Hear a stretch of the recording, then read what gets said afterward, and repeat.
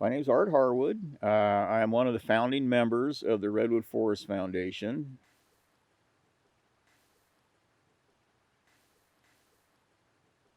My father was part of a pioneering family that came to Mendocino County. His mother's family came across the plains in covered wagons in the 1880s and settled in Ukiah, and they were the York family. There, if you go to Ukiah, there's a York Creek, and they had a ranch just north of Ukiah. And his father's family came from the Harwoods, came from Canada, from Toronto, about the same time. They settled in Oakland, and his father was actually the assessor for the city of Oakland, or not his father, his grandfather. And his father moved to Mendocino County. I'm not sure quite when, but when he was a young man, and he met my grandmother. He moved to Laytonville, actually, because my aunt was living there at the time, which was his sister. And so he moved to Laytonville, met my grandmother, who had been teaching in a rural school out of Mina, which is out in the middle of nowhere between Covelo and Ruth. And anyways, so those families, my father was born and raised in Laytonville, and at the time, his father was a merchant. He built there's a old building in Laytonville called the Laytonville Inn. Actually, it's got a restaurant and bar in it now, and he built that. And my father was raised there as a young man. He raised chickens. He was pretty industrious. He sold eggs up and down the highway and was able to make money while he was in high school. And then along came World War II, and my father enlisted in the Navy at the end of the war. And he was fortunate in that the war ended before he saw combat. So I guess I'm fortunate to be here, maybe for that reason.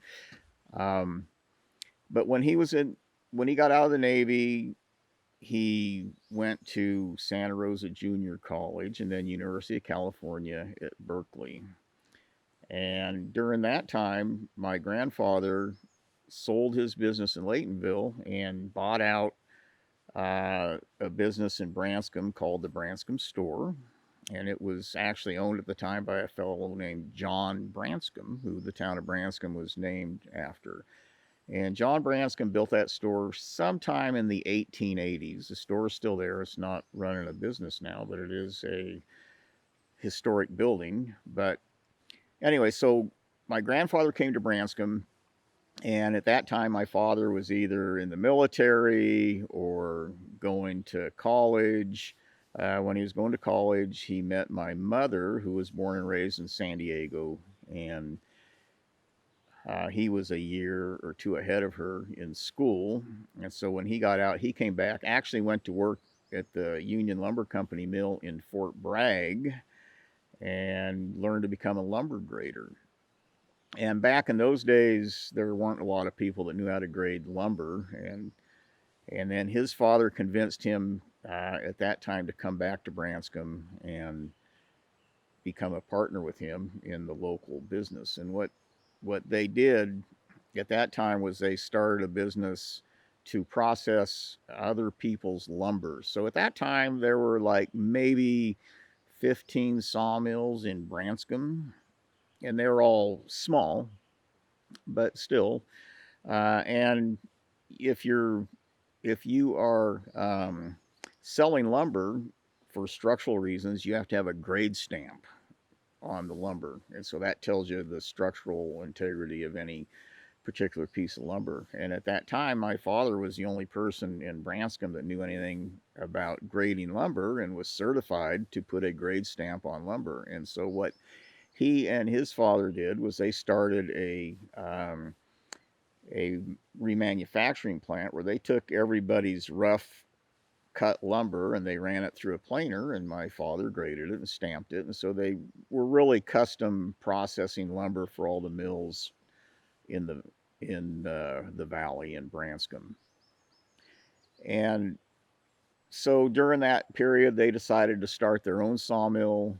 After World War II, anybody could really start a sawmill. I mean, if you were um, mechanical at all, which my father wasn't, by the way, but there was all kinds of excess surplus equipment that the Army was releasing, and so it was very easy to find whatever you needed to get a small sawmill going. And so their business was successful custom processing lumber, and so they decided to start a sawmill. It was right behind the Branscombe store, actually. And I always hear the stories about, when the sawmill was going, they used to keep to support the sawmill, they would reach into the till at the Branscombe store to get money, for whatever, to buy parts um, or make payroll. I mean, it was a tough deal, and what happened is that if you looked at, say, Branscombe and Laytonville, there were probably over 30 mills in both places, and all the mills went away except for our family's mill. And there's a lot of reasons for that, but part of it's luck. I mean, a lot of the mills burned down. Part of it's because my father did go to college and got a business degree, so he knew a little bit about business, which most people really didn't know, and so it was successful. And the mill was there for 60 years before it closed down, and my family operated it up until 2008. And during that time, of course, my father and the rest of my family really had deep roots within the community, and they kind of saw things differently from other people that had sawmills. The other sawmills around were basically big corporate ownerships. You had Louisiana Pacific, you had Georgia Pacific, uh, Pacific Lumber Company, Simpson Timber, and um, people like Louisiana Pacific and Georgia Pacific. I mean, they're just big corporate entities that were not from here, and their whole deal was to make as much money as they could as fast as they could, and they were not real concerned about the community. I always remember my dad telling me they had like Georgia Pacific, their mode of operation was they'd go into a place and they would cut down all the timber and they'd leave. And but they considered that a sustainable way to do business, because they'd leave and then they'd come back in 50 years when the timber was back, and they'd do start all over. So the the wood would come back, but the communities they left were in disarray, and so they coined a term up in Oregon where this was really taking place. It's called being GP'd. And that was just the way big corporations looked at things, and it's also really why kind of what got us into the timber wars here. I should say one other thing about logging in the say after World War II. I mean, logging really did not happen here. There was always logging, but it was at a really kind of small scale, and it really didn't get ramped up until after World War II, and when it's kind of the advent of the bulldozer, where people could really get out and they could move a lot of dirt, and a good bulldozer operator was somebody that could move the most dirt, and they'd go up and down the creeks, and it was really not a good deal, and it really was. But back to the scale of it, even um, a lot of what went on wasn't a good deal, but the scale was small, and so it really didn't have a huge impact on the forests and the related things like fisheries and that sort of thing. But as these large corporations moved in, they figured out how to become real efficient, and the scale got to be immense, and that's there wasn't any growing the trees back to anywhere near what they were. they um, they were just cutting them down and harvesting them smaller and smaller, and by the end, Harry Merlot who ran Louisiana Pacific, was famously quoted as saying, "We want to take everything there is right down to that small," because their idea was they would grind it up and reconstitute it as a board, which they do today. But once again, I'm not going to say that's good or bad, but it's a matter of scale, and they were doing things on a big scale. So when I look at the modern day environmental movement, or really what happened in Mendocino County that was relevant to me, I always go back to the Summer of Love in 1967, which was kind of a very important national mark, or important thing in the nation's history, really. And it was during the time when the Vietnam War was raging. Many counterculture people gathered in San Francisco. They were doing lots of drugs and smoking pot and protesting the Vietnam War, and it was a big deal. Um, there's a lot of documentaries that if you've never seen them, you really should look at, because it was pretty interesting. But anyways, that was 1967. That would have made me 14 years old, I think. And soon after 1967, the people that participated in the Summer of Love, which then we referred to as hippies. Actually, we still refer to them as hippies, but they wear that badge of honor proudly. Um, they started moving up to points north, and really Mendocino County was a big main place they started moving. And so it was interesting because I was in high school at the time, and you had all these counterculture people moving in, and they were different, but it was okay. They really were wanting to come up and just be left alone to do what they wanted to do, and really the people that had come here before them, the loggers, they wanted to come here and be left alone to do what they wanted to do. And so there really was never any issues between the hippies and the loggers or the ranchers. It was pretty interesting that everybody was pretty accepting, and we all kind of did different things, and that was just the way it was. Now we did different things until this counterculture people, the hippies that moved into the woods, they started having children, and they were about the age of me and people my age, and so when their children started going to school, then it was no longer possible to um, live separate lives, because then you had kids that were together in the same classroom. They're on the same little league teams, played on the same soccer teams, and so we started getting to know these people a little bit.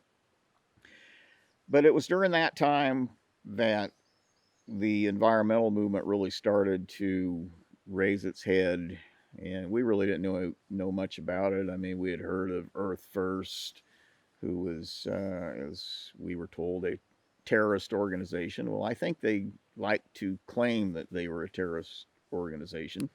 Um, as we came to find out, they may have been uh, embellishing that a little bit, but nevertheless, that's really what we knew about the environmental movement. So during the well, I guess it was the 1980s, kind of the early 80s, the environmental movement really started to raise their voices, and they were looking at the things that Georgia Pacific and Louisiana Pacific were doing in Mendocino County, and then Palco in Humboldt County, and they started asserting their voices, and of course We didn't really know much about it, and I will say that what we were doing, we were a small sawmill, um, small company, had roots in the community. I mean, we really weren't the problem that people had, but nevertheless, we were collateral damage in this whole timber war, really. And the first that I ever remember coming kind of face to face with the environmental movement was we had a timber sale, which was just down the road on BLM property in Branscombe, kind of Jack of Hearts Creek, and we had a timber sale that we bought from BLM. It was not the greatest timber sale, but the environmentalists decided that they didn't want us to log that sale. It had some old growth fir on it, and so they were blocking the roads and not letting our contractors get in, and so we looked at it and we thought, well, if it means that much to you, we don't really care, we'll just go get some work with BLM and we'll go somewhere else and get some timber and not worry about that. Well, and that's what we did. But, then that was just the start. And we were pretty naive. We didn't have a clue as to what was really going on. And so the next thing we knew is that we were starting to hear some kind of strange stories from our kids and other kids about what was going on in our local schools.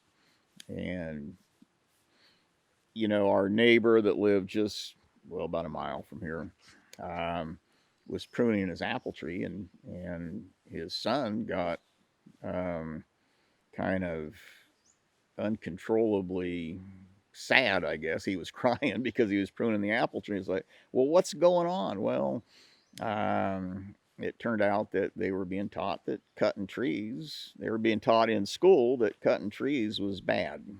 And if you did it, it was just not a good thing. And there are several instances. We had one case where a mother was driving down the highway and near Redwood Valley, they were removing trees from the side of the road to build the freeway, and he saw the trees cut down and become uncontrollable to the point where the mother had to pull off the road to settle this her child down. And so these stories kind of went on, and we're going, well, what's going on here?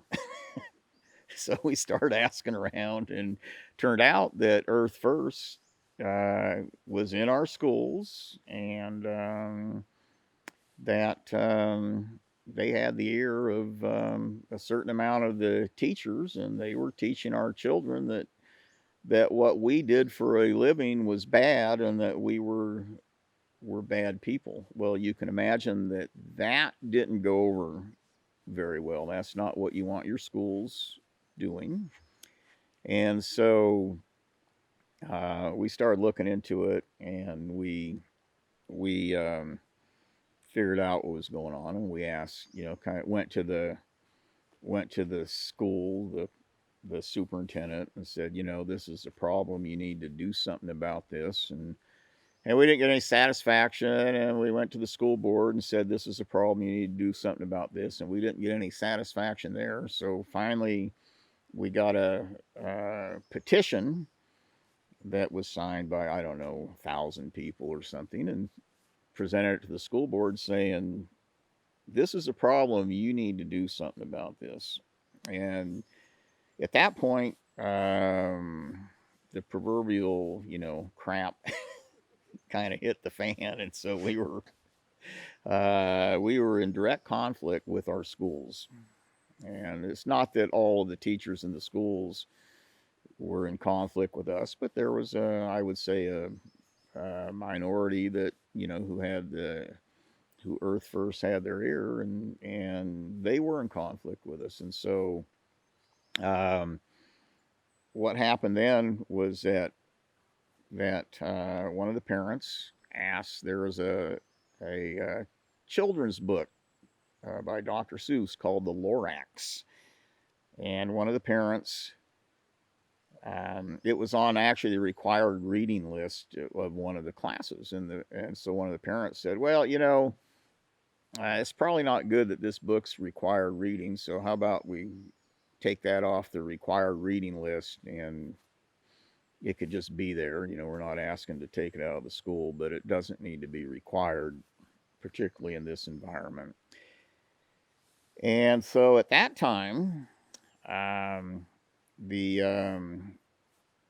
the environmental people, I should back up actually just a little bit and say during all this time, um, we started meeting with while there was this issue in the schools. We started meeting with environmentalists and and basically the Earth Firsters who were bringing all these protests. And so and what we noticed was that these were familiar faces.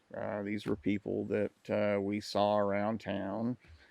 These were people that their kids were in the schools. They were on our kids' little league teams, on our kids' soccer teams. And my son, who at the time I think was 10 years old, his girlfriend was the Earth First leader's daughter. So there you have it. And so what we decided was that maybe we needed to have a conversation because this was not really getting us anywhere. So we started talking. It was interesting in that we at the time we could have a conversation with Earth First, but we couldn't have a conversation with our teachers, which was kind of odd, but that's the way it was. Um, so we started having these conversations with Earth First, and at the time they were really starting to, rev up their protests, and they had after a few meetings, they asked if they could bring this person. They had this charismatic new person that came to town that wanted to join our discussions. A lady named Judy Berry, and we're like, fine. I've never heard of Judy Berry, but it turned out that Judy Berry really took a central role in the whole timber war. Well, she was the leader of the environmental movement on the North Coast during the timber wars, and so Judy joined our discussions, and of course, I should say that the first meeting we had and the first agreement we ever had was that we would not bring guns to the meetings. that wasn't a good idea. Okay, so that's how we started communicating. Um, so we were having these meetings and these discussions and getting to know people that we considered adversaries, but familiar faces. And during that time, then was when this parent asked that the Lorax be taken off the required reading list in the school and just left as another book in the library or whatever because of the nature of the content. Well, Judy Berry, who was really a brilliant tactician, turned that into book banning, and um, we had press from all over the world in Branscombe and Laytonville um, as the school board wrestled with book banning. And so it got to be quite the big deal. And of course, we asked Judy, well, now, why'd you do that? Well, because it was an opportunity, and really, we don't want to do anything to you, but I mean, why we're dealing with the big corporations. If you're collateral damage, then you're collateral damage. So there's nothing, that's just the way it is. It's like, okay, well, fine. We get that. So we got through that, and then that kind of came and went. school issue, but at the time, the Judy and the environmental movement were really gearing up to have a big summer. They coined it Mississippi Summer in the Redwoods, and where they were going to bring in thousands of protesters to protest the logging practices on the North Coast in the Redwood region. And so they started making these plans, and of course, the connotation of Mississippi Summer in the Redwoods is one of violence and bloodshed. And they kind of soon realized that there was an issue. They were finally figured out that maybe that wasn't the best name for it, so they changed the name to Redwood Summer. And during this time when they were planning for this big summer of protests, I got a call from Judy. We had kind of quit meeting, but I got a call from Judy Berry, and she said, "You know, Art, we're going to do this protest, and I'm really afraid that it's going to become violent. And would you help arrange meetings with loggers and mill workers so maybe we can prevent violence from happening?" And I told her, I said, "Well, the easy way to prevent the violence from happening is to not do it." But that was not the way it was going to go. So Judy, so I agreed. Okay, well, I'll help put together meetings, and we'll see how that goes. So we started a series of meetings. We got actually Steve Zweiback and Marshall Rogers to help facilitate meetings between environmentalists um, and the loggers and lumber people. And what we did is we sat down and we came up with rules of engagement. And so part of the deal was that, okay, we don't want any surprises. If there's going to be a protest outside of like if protesters are going to be chaining themselves to a gate at a logging operation, we want to know in advance. Or the same at a sawmill. And so came up with all these rules, and then we brought the sheriff's department in at the end. They were not part of the original discussions.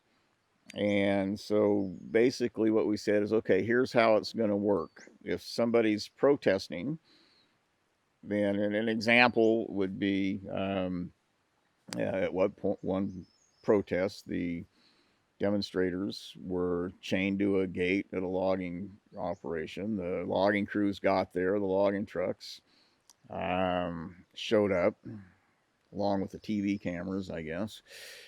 And they just stopped and waited. Sheriff's department showed up on cue, arrested the demonstrators, cut their locks away from the gate, took them down the road a mile and let them go, and then the loggers went about their business. And that's how it worked, and it worked well. And people in Humboldt County looked at what we did, and they were doing the same thing. And I always am proud of the fact that the only violence during that whole summer was when Judy Berry and Daryl Cherney got bombed in Oakland. And to this day, nobody knows who did that or why that happened. But it did happen. But that was the only violence that happened during Redwood Summer. So it just showed that people that had different points of view could sit down and talk and really come to some sort of accommodation. And what we learned through all that is that we really did not have a lot of different views on the world, or not as many as we thought. So we could sit down and communicate. And really, the unfortunate part about that was that the real, in my mind, the real villains in this were the big corporations, Louisiana Pacific, Georgia Pacific, Pacific Lumber Company. They were just going through the wood, and what the demonstrators did was forced us to defend those big corporations. And everybody knew what they were doing, but we really didn't have a choice because they didn't give us a choice. And we would tell them, why are you putting us in the same boat as them? Well, because that's just the way it is. Okay, well, you do understand that um, we're going to defend ourselves, and at the same time, we had to defend what was going on, and so that was kind of too bad. But the good part is we came out of it, and with I think we respected where the environmental people were coming from. I think they respected our role in the community and what we were doing, and so that was the good part. And so Redwood Summer came and went. Um, I could go on and on and on about that, but I think we'll move on. Um, and so we were happy. I mean that summer consumed. It was like a big part of my life. Was a big part of everybody's life. When it was over, I never regretted any of what went on there, but I did not want to relive that. It was just, it consumed you to be part of that. Louisiana Pacific was selling all their timberlands on the North Coast, and at the time, really all the people that, or a lot of the people that were involved in the timber wars individually were thinking, gee, wouldn't it be nice to somehow purchase that property and manage it somewhat differently from the way it's been managed? I mean, really, nobody liked Louisiana Pacific, um, and so at the time, around that time, I got a phone call from Charles Peterson, who was the 5th District Supervisor from the south coast of Mendocino County. Charles was was an environmentalist, and he asked if I would be interested in coming to a meeting to explore whether or not we could put together a group in the community to make a run at purchasing the Louisiana Pacific property. And I said, sure. I'd already been thinking that that'd be a good idea. So obviously, a lot of other people were also. So our first meeting was at Henry Gunling's house, and at that meeting, we had several environmentalists there. We had timber industry people. We had financial people, we had educators, and we all sat down and had this discussion and decided, yes, this is a good idea, let's do it. And that's how the Redwood Forest Foundation was started. And so to start an endeavor like that, of course, is not as simple as just having a meeting and say, let's do it. It requires organization and it requires money. And so the first thing we figured out is that we needed we needed to find some money to really start putting together things like in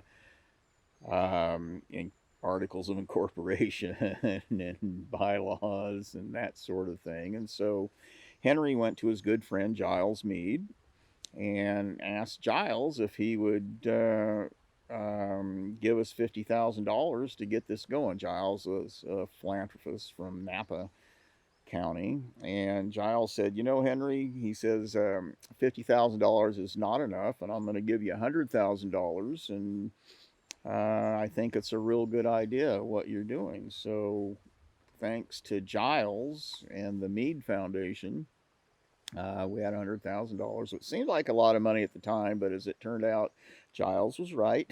We needed all of it. And so we started working towards getting the Redwood Forest Foundation, or RFFI, organized, and also at the same time seeing if we could be players in the Louisiana Pacific purchase. Um, we were a little naive at the time in that we really weren't ready to make a purchase, but Louisiana Pacific was nice enough to at least let us have a look at the deal. We were not successful, but as it turned out, that was fine because we really needed to get our act together first. And so we kept working on, getting the bylaws in and being incorporated and doing all the other things.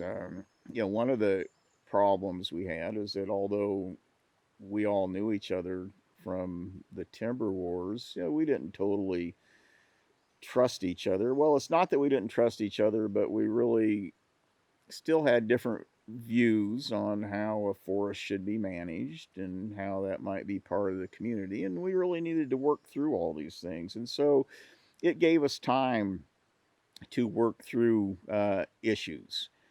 And during the time we were working through issues, we looked at other prospective purchases. One was Georgia Pacific, who was selling out.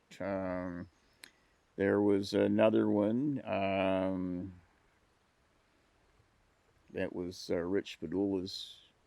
Actually, I think Rich ended up with it. I'm trying to think somebody else sold that. I kind of forget. But we looked at 3 or 4 different prospective purchases, and we're not successful on any of them. But what we did is during that time we kept working on really becoming more cohesive as a group. And so finally, during that time frame, the Campbell Group, who was managing the old Georgia Pacific property, excuse me, came to us and said, would you be interested in buying the Georgia Pacific property? It was 180,000 acres. So we said, sure. And so we started negotiations with, it was owned at the time by the Washington Public Employees Retirement System. And so we started in negotiations to see if we could make that purchase. And that went on for a while.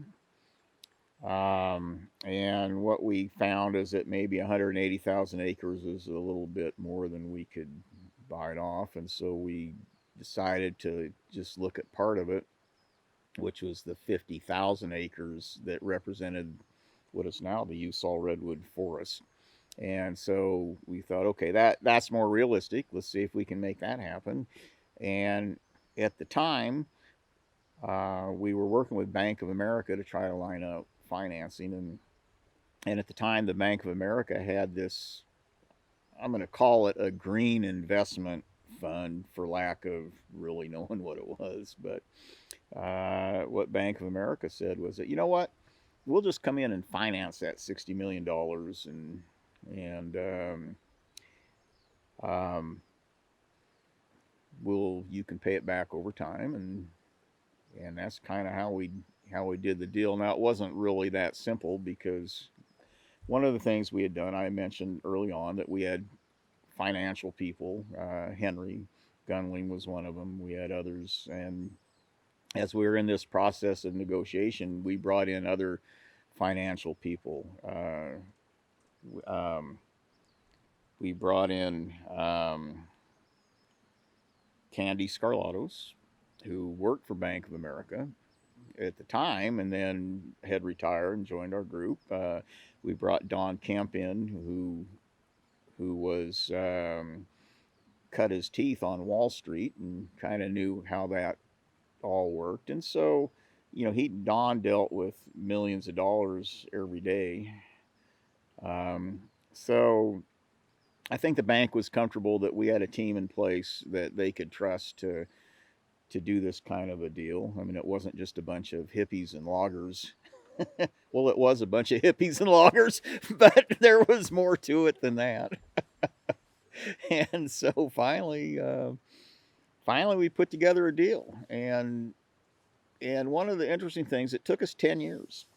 It took us exactly 10 years from the formation of RFFI to making the deal to purchase the Usal Redwood Forest. And a lot transpired in those 10 years. When we first started looking at the Louisiana Pacific purchase, we could see where we could make that purchase we could go out and sell conservation easements to which would allow us to really lower the cut and manage that property in a way that made sense to us.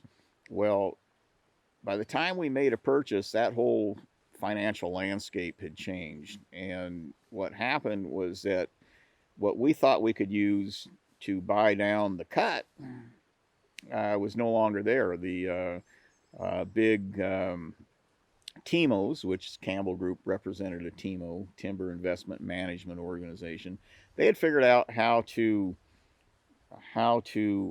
turn that those conservation easements into financial gains. So we had to actually pay the value of a financial easement to buy the property, and so that really changed a lot, and it created some problems within the Redwood Forest Foundation.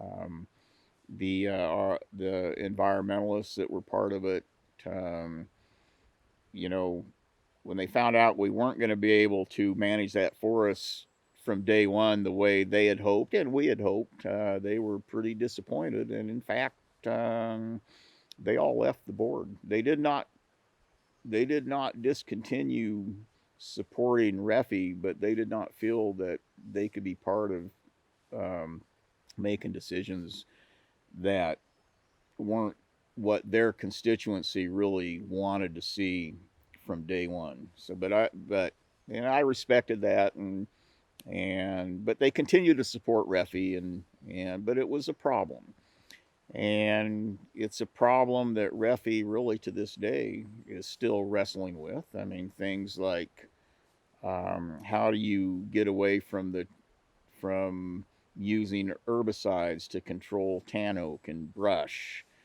How do you reduce the cut?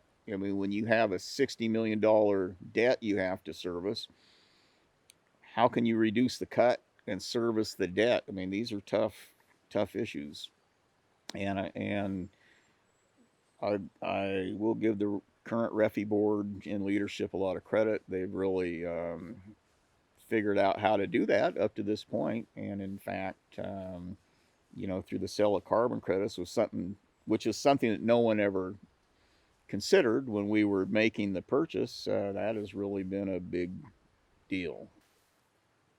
Okay, so yeah, let's explore conservation easements. So when we first started RFFI and we looked at exploring the purchase of Louisiana Pacific property, what we all realized then was that if we could get our hands, well, what we realized is that the key to purchasing that property and managing it in a way that would have the support of the community was to have a light touch with the forestry. And what we realized is that to be able to do that, that we had to have a mechanism to really buy the debt down, or um, I guess that's the right word.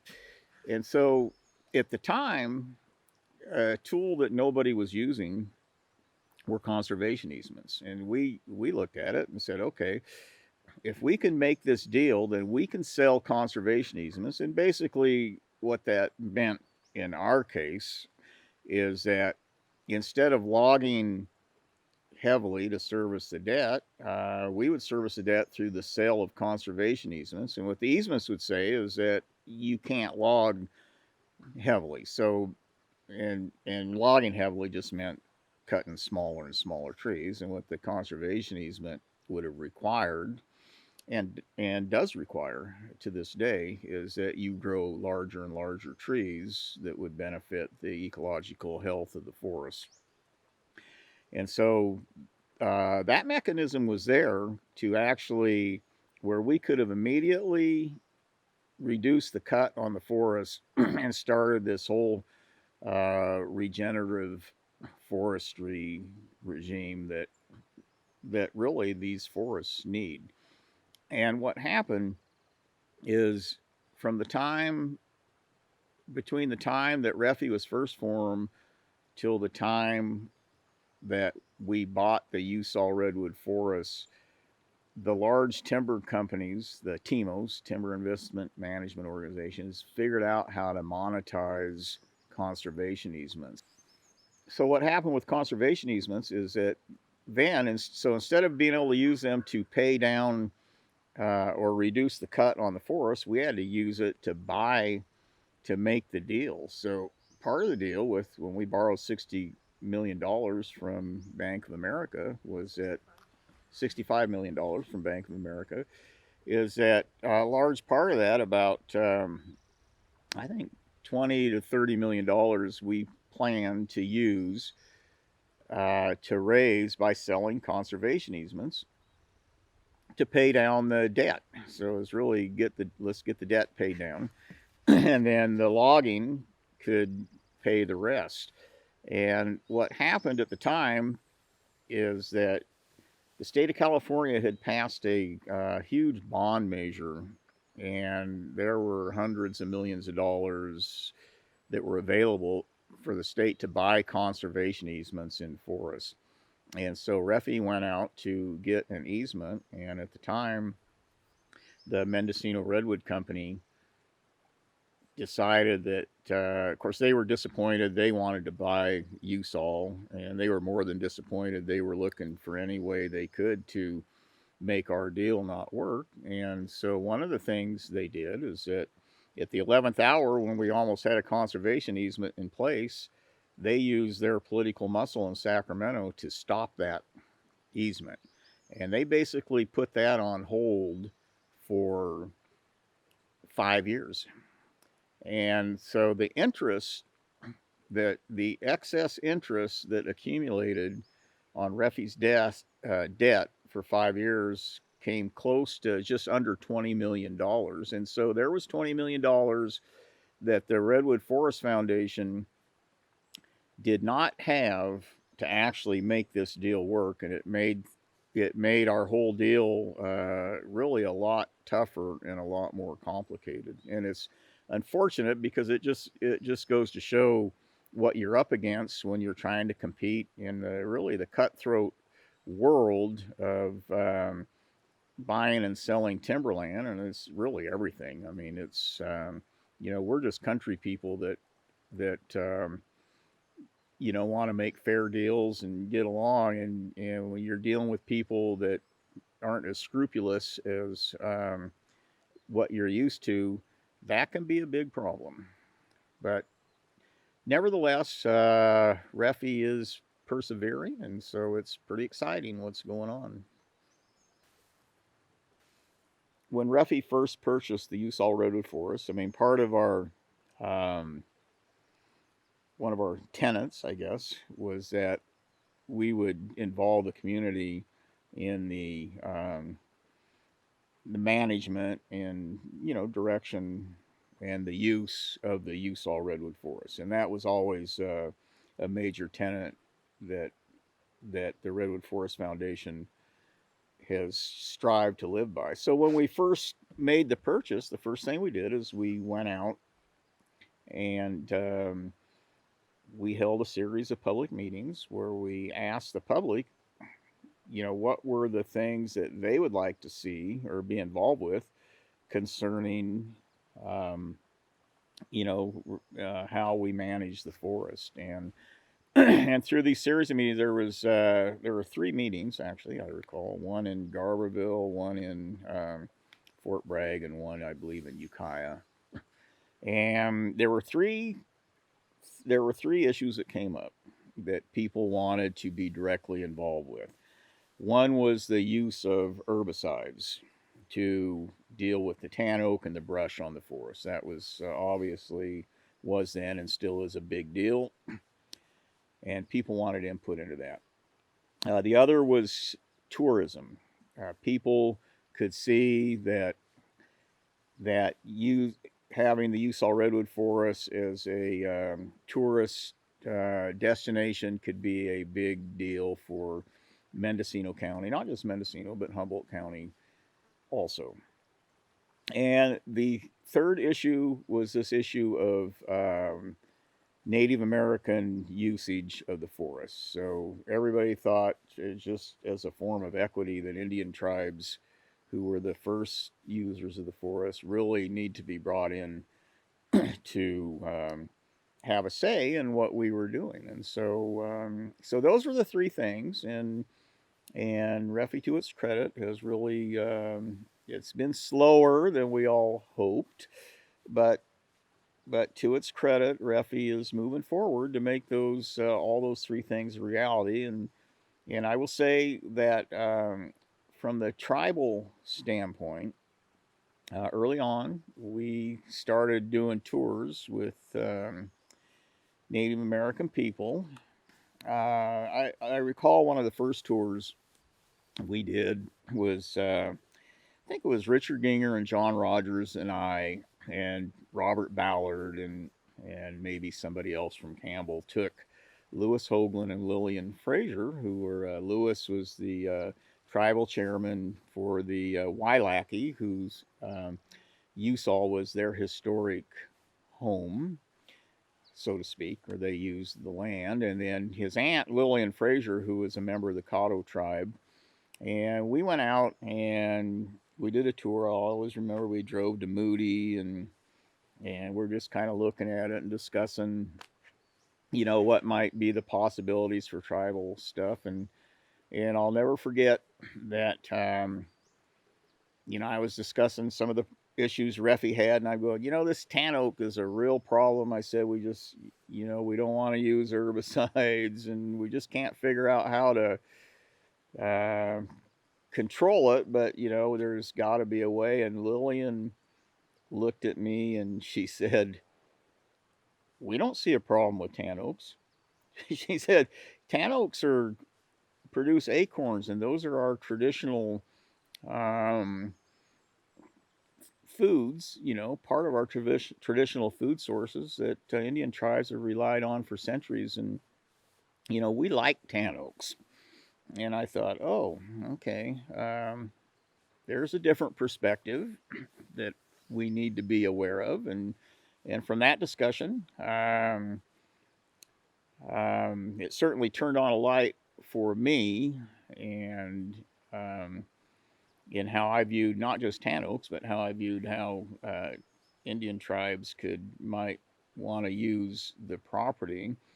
And so I went back after this discussion to the RFFI board. I was executive director of RFFI at the time, and um, you know, I related this conversation I had with Lillian, and the board at that time said, well, um, if tribes want to gather acorns, why don't we find a spot on the property where we can dedicate to acorn gathering, and we'll let the tribes go out and use that land how they see fit. And I think that's a tremendous example of how the board really viewed not just tribal stuff, but how they took serious this whole thing of dealing with the community. In this case, it was Indian tribes. And so we found an 8-acre spot called Chinkapin Springs that we could dedicate to acorn gathering, and Indian tribes could go use that. And we weren't limiting tribal involvement to 8 acres. I mean, but it was a start, and it was something that tribes could kind of sink their teeth into and get started. So we dedicated that. We went out. What I'll never forget is that we took a tribal tour. There were probably representatives of at least half a dozen different California Indian tribes on that tour. And we went to Chickman Springs and we sat down, kind of sat around in a circle, really, and started discussing just how management of this might go and what it meant. And the people that were there, it was an extremely emotional experience, and one could not help but get caught up in the moment.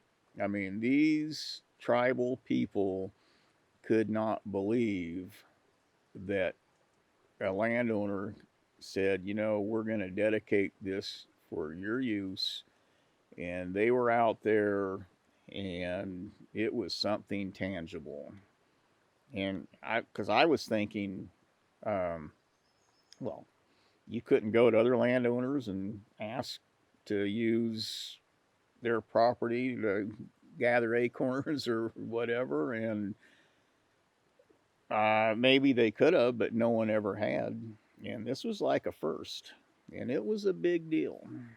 And all that's something I'll never forget, that moment.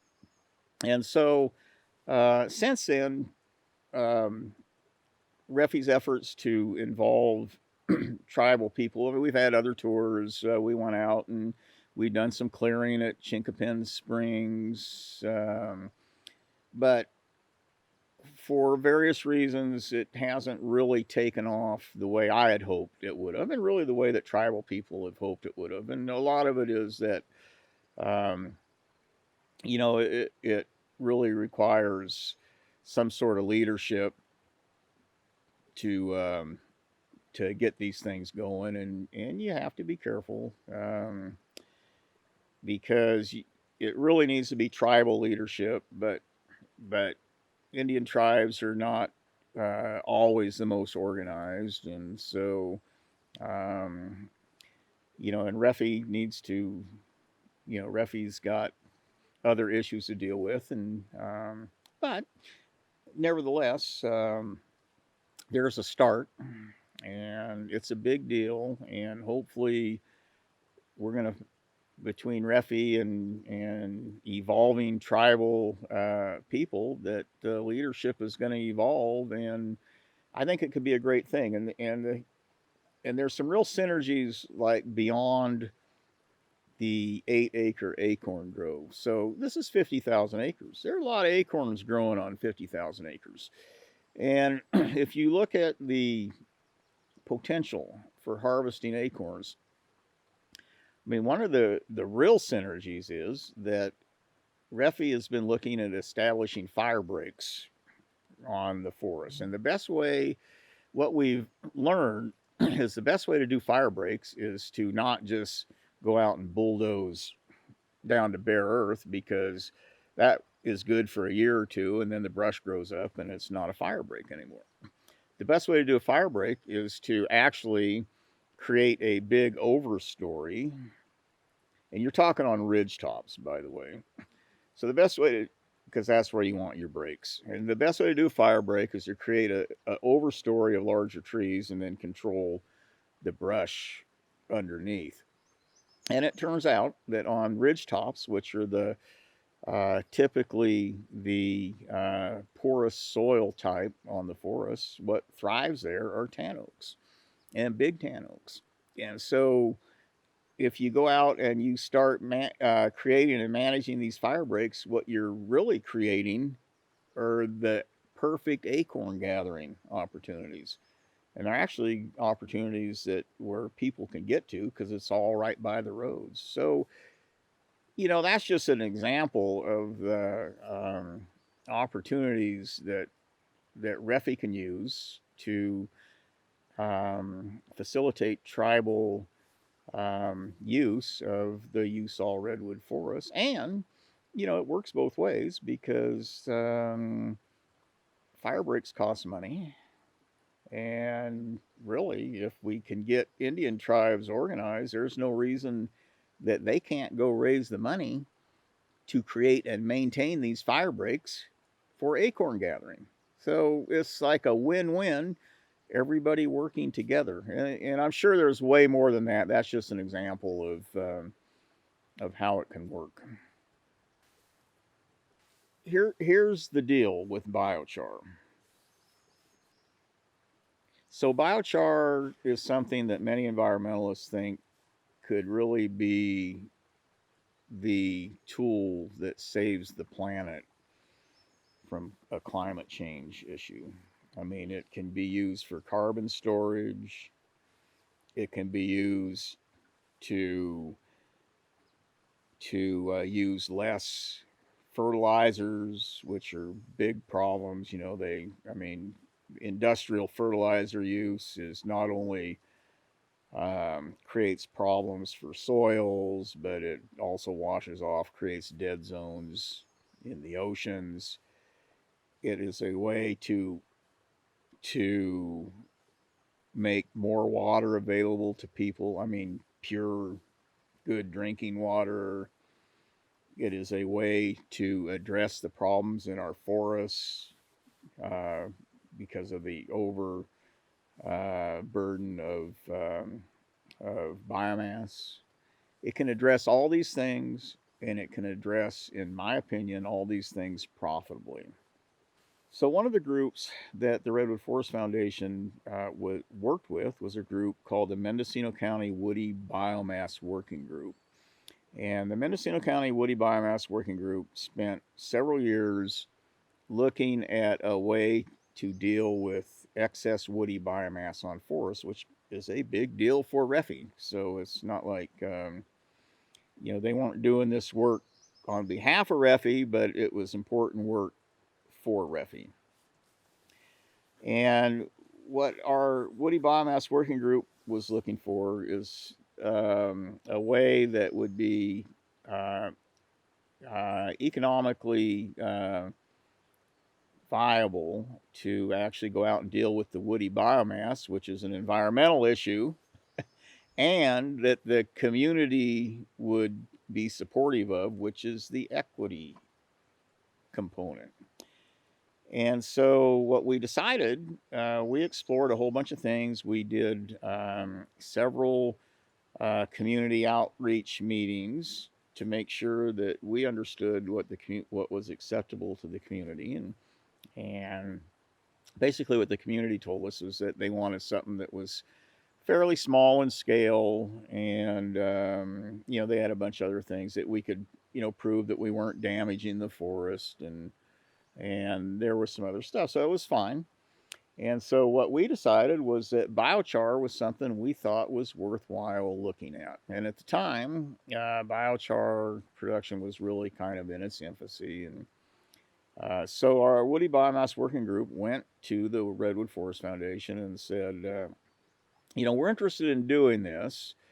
We actually need a nonprofit that we can work with, which was RFFI fit that bill. And of course, we need a forest to work on, and that was the Usal Redwood Forest. And RFFI said, sure, we'd be happy to sponsor what you're doing and help make this happen. So we put together a grant proposal that was funded, where they bought us a machine to produce biochar, and then actually paid the wages and expenses of somebody to operate that machine, and we set out to do a project. I know this. I'm sure I wasn't on the board then. I'm sure Heidi. There were interesting discussions about all this, uh, without question. But anyways, so we got this grant. We got the machine. We went out on RFFI foresters or Usal foresters designed a timber harvest around utilizing some of the tan oak on one place. Took uh, we took tan oak out of there, transported the machine, and produced it and sold it. And so the idea was to see just what it costs to produce biochar and what you could sell it for, and does it pay its way. And the interesting thing about that study was that, first of all, the people that gave the grant were very impressed by how RFFI actually performed, and the feedback they got, they apparently never really get good feedback on grants like that. But the next thing was, we learned a lot, and we learned an awful lot. And what we actually created out of that was a matrix where Um, so we know financially how uh, that all worked, um, but the economics can change depending on the inputs that you put into it. And so what we really know is that the actual grant or the project that RFFI did was marginally profitable, but everything RFFI did was the highest possible cost way of doing it that you could do, and you could go in and cut the cost dramatically, and of course, and make it really fairly profitable. Of course, once again, it's back to what you can sell your product for. But the good thing is that RFFI compiled a bunch of information that now anybody can really go in and there's a matrix there. You can go in and plug different things into that matrix, and you can really see whether or not biochar makes sense. 10 years ago, who would have thought that people would pay you to store carbon? Well, now they're doing it like crazy. Well, the reality is that biochar is a tremendous carbon storage opportunity, but people aren't paying you to store biochar. They should be doing that. Water. The state of California has passed bonds to spend billions of dollars on water storage. Well, what we know is that if you put biochar on agricultural land, you can reduce water usage by up to a third. And so if you can reduce water storage by up to a third, that means you can reduce water storage by at least a third, or reduce water usage by a third. Well, then you need to build more storage. If you can save it by putting biochar on the crops as an added benefit, the crops actually do better because they need less fertilizer and they grow. You get better production from using biochar. And at the same time, to create the biochar, you need a resource to do it. Well, it's the excess woody biomass in forests, which everybody knows because of these fires that we need to deal with. Well, maybe we can economically deal with it. Now everybody's going, how do we do it because of the costs? Well, if it's profitable to go deal with it, then that's a great thing. So biochar is a big deal, and RFFI is in the forefront of making it a reality, hopefully on a global scale. So early on, when we started the Redwood Forest Foundation, one of the